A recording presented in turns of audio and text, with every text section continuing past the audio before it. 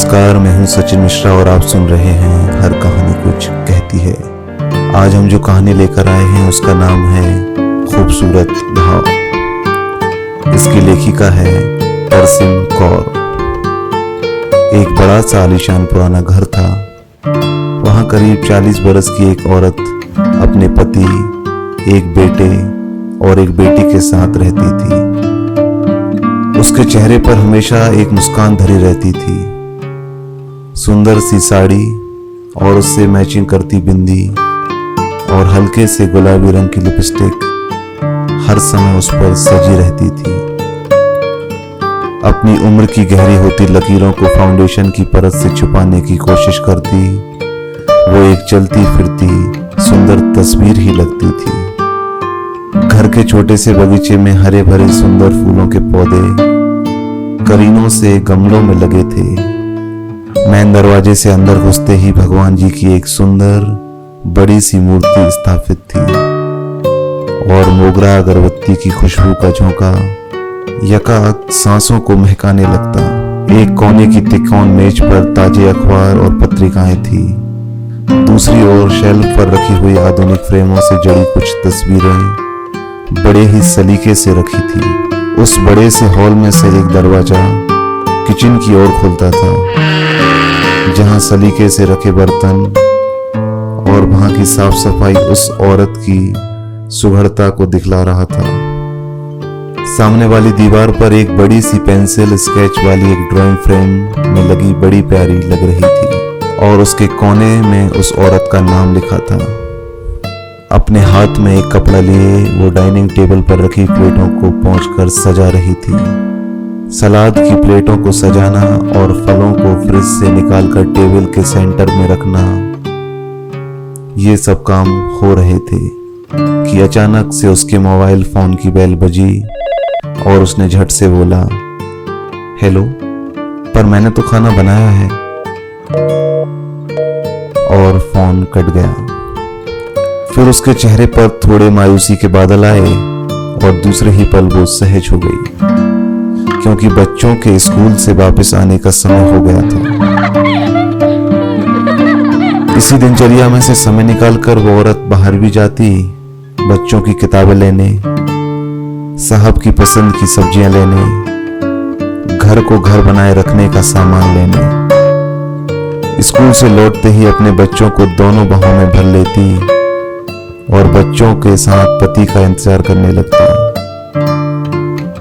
बच्चों की आंखों में अपनी मासूम मांग के पूरे होने की चमक होती कि मां दिन भर कहीं भी रहे, पर उनके स्कूल से लौटने से पहले उन्हें घर पर उनके पसंदीदा खाने के साथ मां हाजिर मिलनी चाहिए। यही हिदायत पति जी की भी थी। ये सारी दिनचर्या एक घर की ही रहती है आमतौर पर,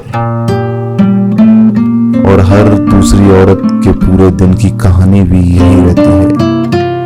पर उस औरत की एक बड़ी मुश्किल थी कि उसकी अपनी हंसी, जो कभी खिलखिलाहट से गूंजती थी, वो नदारत थी उसके चेहरे से।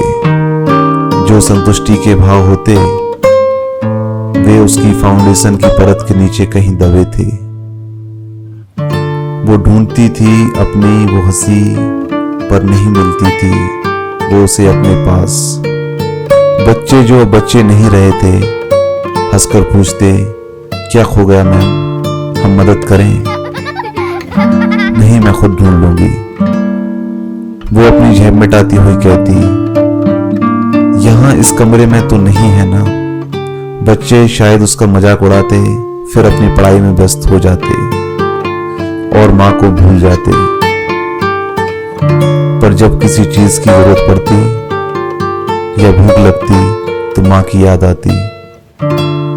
बेटी जो अब यौवन की दहलीज पर खड़ी थी पूछती, हे मम्मी, जस्ट चिल।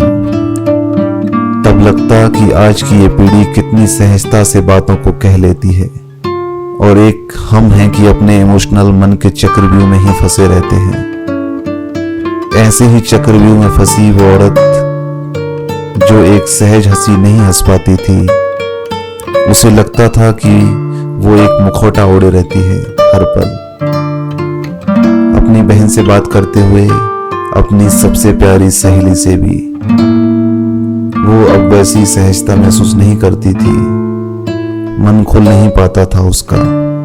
कुछ था जो उसे खुश होने से रोकता था। शाम हुई और बच्चे घर से बाहर खेलने निकले तो वो चुपचाप अपने कमरे में गई, साड़ी उतारी और अपने ब्लाउज की दाहिनी बाजू को जरा सा खिसकाया।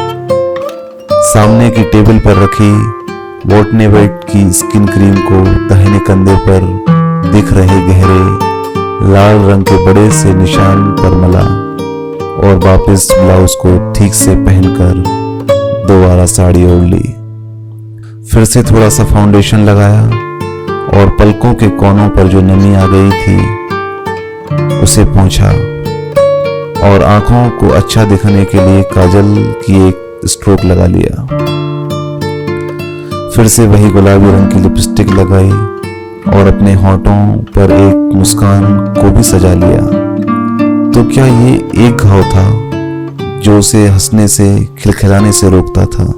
शादी के 18 सालों में जाने कितने ऐसे घाव हैं वो छुपा छुपा कर रखती रही है। चुपके से मलहम लगाकर एक झूठी मुस्कान सजाकर सहज होने की कामयाब कोशिश करती रही है। शरीर के घाव तो वेटनोवेट लगाकर भर लेती थी, पर उसकी आत्मा पर जो जख्म थे उनके लिए कोई दवा नहीं थी। वो रिश्ते थे, दर्द भी करते थे, पर दिखते नहीं थे किसी को भी। रात को जब बच्चों का खाना निपट गया तो पतिदेव की कार का हॉर्न सुनते ही वो लपक कर दरवाजा खोलने गई। आज कुछ ज्यादा काम था? थोड़ा हिचकिचाहट के साथ पूछा। कोई जवाब नहीं। पत्नी का दिन कैसा बीता? बच्चों की पढ़ाई की कोई चिंता नहीं। एक सुगढ़ पत्नी के होने का यही आराम रहता है जीवन भर पतिदेव को। खैर, फिर से रात का वो पल आया जब पतिदेव का हाथ उस औरत के शरीर पर चलना शुरू हो गया। उस घाव पर भी गया तो एक आह के साथ उस औरत ने मुंह मोड़ लिया। वो घाव अभी 2 दिन पहले का ही तो था। थोड़ी देर में फिर वही खींचातानी। वो औरत अपनी दबी सी आवाज में सिसक रही थी, पर पतिदेव को इस बात की कोई चिंता नहीं थी। ये खींचातानी ज्यादा देर तक नहीं चल पाई, क्योंकि बिल्कुल साथ वाला कमरा बच्चों का था। वो रात एक और नया घाव छोड़ गई थी। उसकी आत्मा पर और शरीर के घाव को और गहरा कर गई थी। सुबह अलार्म बजा, रसोई में से आवाजें आने लगी। बच्चों चलो उठो, स्कूल के लिए देरी हो जाएगी। आप भी उठिए, चाय बन गई है। वो औरत एक सुंदर सी साड़ी पहने, धुले लंबे बालों को समेटते चाय का कप लिए बेडरूम की तरफ चली गई।